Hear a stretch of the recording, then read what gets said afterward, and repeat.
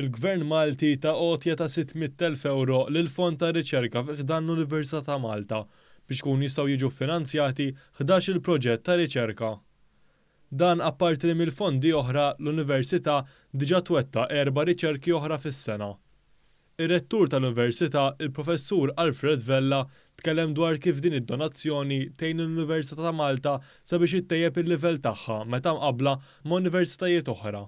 Hija l-ewwel darba fl-istorja ta' din l-Università illi il-Gvern terlu illi kellu jassisti lil mhux ix-xogħol tal-Università imma ir-riċerka bħala parti mix-xogħol tal-Università.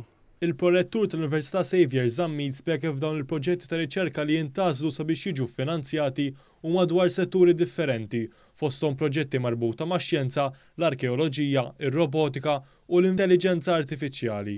Min-naħa tiegħu il-Ministru għall-Edukazzjoni Owen Bonnici fisser kif ir-riċerka hija aspett importanti f'università għax finalment minn dawn il-proġetti ta' riċerka joħorġu soluzzjonijiet biex titjieb ħajja in-nies. Jina kontent immens bil-mod ta' kif l-Università tamministra l-fondi tagħha tar-riċerka u m'għandix dubju li dawn l-esperti tagħna li qegħdin nindukraw f'din l-Università se jkomplu jmexxu l qudiem isem l-Università u l-ewwel u qabel kollox isem pajjiżna. Ir-riċerkaturi se jaħdmu wkoll fuq oqsma tas-saħħa biex jsibu tarf bosta domandi li jqumu fuq l-epilessija, l-awtiżmu, l-ALS u l-glawkoma.